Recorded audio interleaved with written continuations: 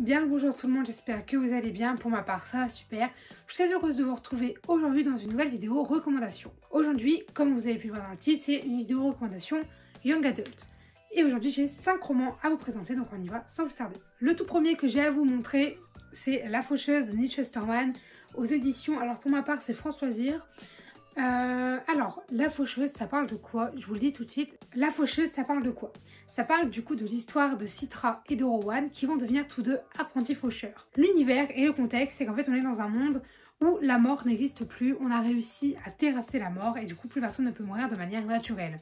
Le problème, c'est que le monde commence à être surpeuplé et qu'il faut trouver quelqu'un pour y remédier, et c'est là qu'entrent en jeu les faucheurs. Ce sont des personnes pour qui c'est leur métier en fait, tout simplement. Ils ont été éduqués pour y arriver.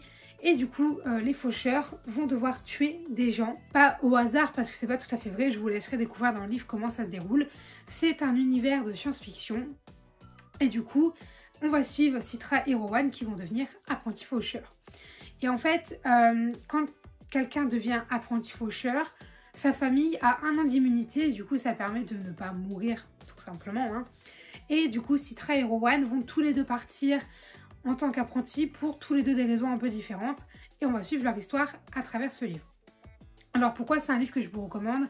Parce que c'est un livre que j'ai tellement aimé, c'est un livre où je me suis plongée corps et âme dedans. Cette lecture a été vraiment excellente et je sais pas, c'est un univers young adult que je pense que tout le monde devrait lire au moins une fois. Ça je fais pas avec tout le monde, c'est vrai, mais si vous êtes ado ou adulte, même en début d'adulte, donc young adult, pourquoi pas en fait. C'est un bon livre que je vous conseille de tenter, on va dire. Voilà, je sais pas trop comment vous en parler de La Faucheuse parce que c'est vraiment un livre que je voulais vous recommander, mais en même temps je savais pas trop quoi vous en dire. C'est juste un univers de dingue qui a été créé par l'auteur, mais plus on en dit, moins on est surpris quand on le lit. Du coup voilà, tout ce que vous avez à savoir, c'est ce que je vous ai dit. Le prochain livre dont je vous parle, c'est Phobos de Victor Dixon aux éditions Robert Laffont dans la collection R. Alors Phobos, c'est quoi?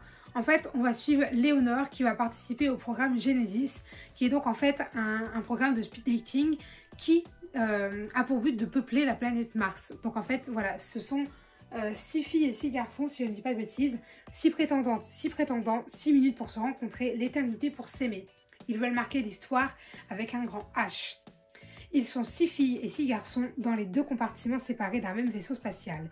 Ils ont 6 minutes chaque semaine pour se séduire et se choisir, sous l'œil des caméras embarquées. Ils sont les prétendants du programme Genesis, l'émission de speed dating la plus folle de l'histoire, destinée à créer la première colonie humaine sur Mars. Elle veut trouver l'amour avec un grand A. Léonore, orpheline de 18 ans, est l'une des 6 élues. Elle a signé pour la gloire, elle a signé pour l'amour, elle a signé pour un aller sans retour. Même si le rêve vire en cauchemar, il est trop tard pour regretter. Voilà pour Thomas. Alors j'ai préféré vous lire le résumé parce que je suis un peu nulle pour faire des résumés en fonction des romans. C'est vrai que quand c'est pas de la fantasy, c'est tout de suite un peu plus compliqué pour moi. Mais du coup, Phobos, c'est un livre qu'on a lu toutes les deux avec Tiffen, que c'était prévu en lecture commune, mais que comme d'hab, j'ai mis 1 mois ou 2 en plus à lire par rapport à elle. Elle n'a pas plus aimé que ça, moi.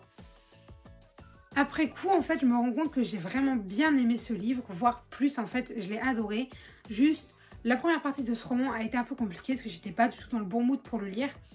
Donc je pense que ça a un petit peu joué sur ma lecture, mais sinon en fait c'est tellement un truc de dingue et si bien que je peux que vous le conseiller. Donc en fait, Phobos, c'est un peu le livre qui peut plaire ou au contraire totalement déplaire. Voilà, moi j'adore parce que ça va à la fois traiter d'un sujet de science-fiction qui est quand même aller sur Mars, mais ça va aussi parler d'amour puisqu'on va avoir du speed dating, tout ça. Et du coup c'est vraiment le mélange des deux qui m'a fait aimer ce livre et qui m'a fait vous le conseiller aujourd'hui, puisque pour moi c'est un livre que si jamais on aime le young adult, il faut tenter. Si jamais on ne l'a pas encore lu, il faut le tenter, ou du moins le commencer, et si jamais on n'aime pas, dire j'aurais essayé et je ne serais pas passée à côté sans même vouloir l'ouvrir une fois et essayer de le lire. Voilà, je sais pas trop quoi vous dire de plus dessus encore une fois, il y a des aides lecteurs qui sont tous les deux sur la chaîne pour les deux, si jamais ils vous intriguent un petit peu plus.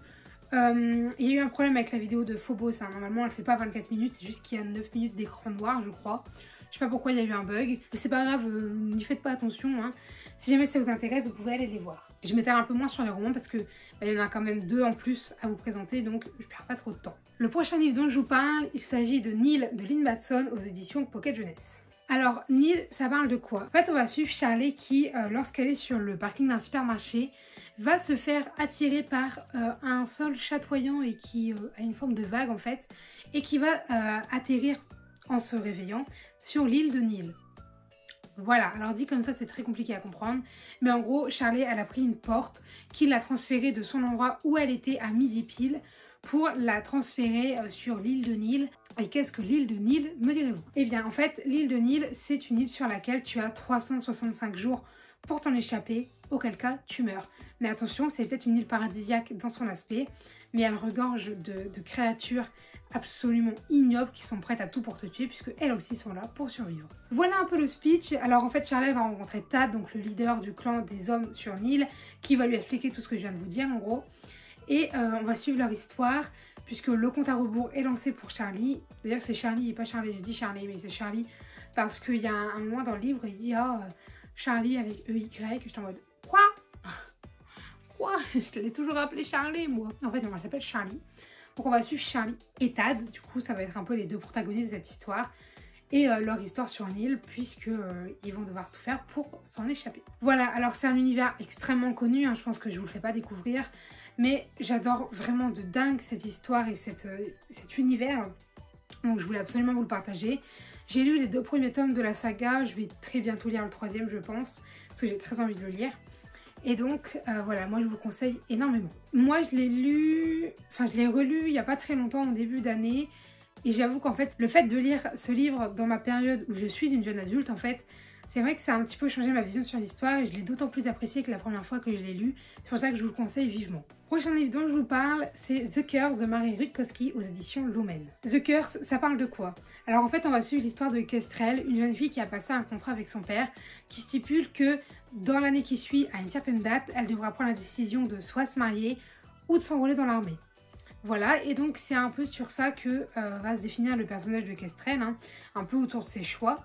Mais l'histoire concrète qu'on va suivre, en fait, ça va démarrer avec Kestrel qui se trouve au marché et qui par inadvertance va se retrouver sur le marché des esclaves et elle ne pourra pas partir à cause de la foule qui s'y est attroupée. Et elle va devoir y assister et elle va céder à la malédiction du vainqueur puisqu'elle va acheter un esclave. La malédiction du vainqueur, c'est quoi? C'est que celui qui achète l'objet de la convoitise l'achète forcément plus cher que ce qu'il ne vaut normalement. Et du coup, voilà. Et cet esclave, c'est Arin. Et on va suivre la relation que vont entretenir Kestrel et Arin. Alors quand je dis relation, encore une fois, c'est pas forcément amoureuse. C'est juste, en fait, on va voir comment ils vont apprendre à se découvrir. Puisque Arin, c'est un esclave un peu particulier par rapport aux autres. Parce qu'il a certaines qualités, il a certains savoir-faire que d'autres n'ont pas.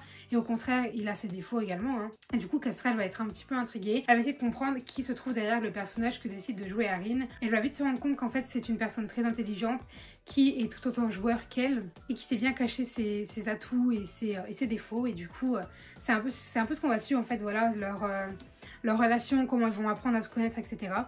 C'est un livre que je vous conseille de tout cœur. Il a été lu très récemment, enfin très récemment, il y a un petit peu plus d'un mois je crois.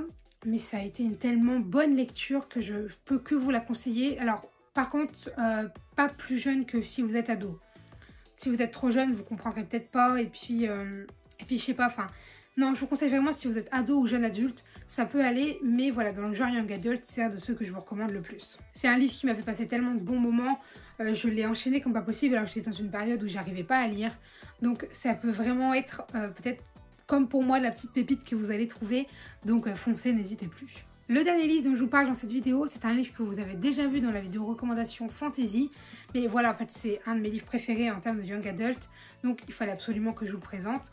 Puisqu'il s'agit de Shade of Magic de V.E. Schwab aux éditions Lumen, je vous en parle de suite. Shade of Magic, c'est quoi? Alors en fait, on est dans un univers où il existe plusieurs mondes, dont à chaque fois Londres est le centre. Et on va suivre du coup Kel, qui est un magicien de sang, donc un Antari, et qui peut passer d'un monde à l'autre. C'est l'un des seuls capables de voyager encore d'un monde à l'autre, puisqu'ils ne sont plus que 2 Antari connus à ce jour. Et lui, il sert la couronne royale de son monde, puisque des mondes, il en existe 4. Il y a le gris, donc le nôtre, qui est dépourvu de magie.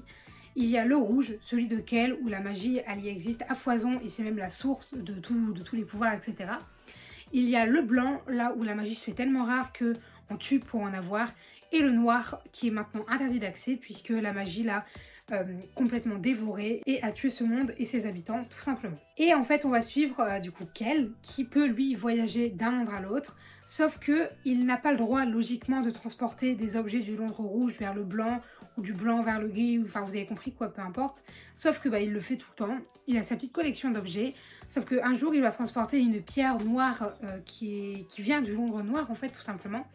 Et il va se la faire subtiliser dans le Londres gris par Lila, donc notre protagoniste féminine de l'histoire, qui va en fait partir avec, et qu'elle va tout faire pour la retrouver et récupérer la pierre, que ce soit pour la protéger elle, lui ou le monde. Le compte à rebours est lancé pour son monde à lui et son monde à elle. Voilà.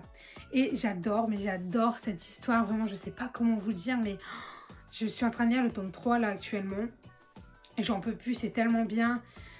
L'univers est tellement bien construit. Par contre vraiment, là je vous le déconseille si vous êtes très jeune, parce que l'autrice elle n'hésite pas à tuer ses personnages. Il y a du sang, de la mort, enfin il y a du tout à foison. Et du coup moi je vous conseille pas si vous êtes sensible.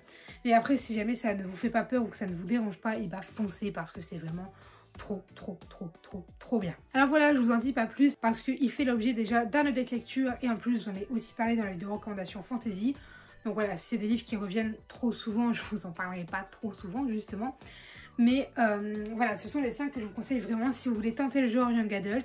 Il y a un petit peu de tout, hein. Il y a de la fantasy, du fantastique, il y a du... je sais pas si on peut dire contemporain pour The Curse. Il y a de la science-fiction, bon là c'était 2 science-fiction. Et voilà, il y a un petit peu de tout si jamais ça vous intéresse.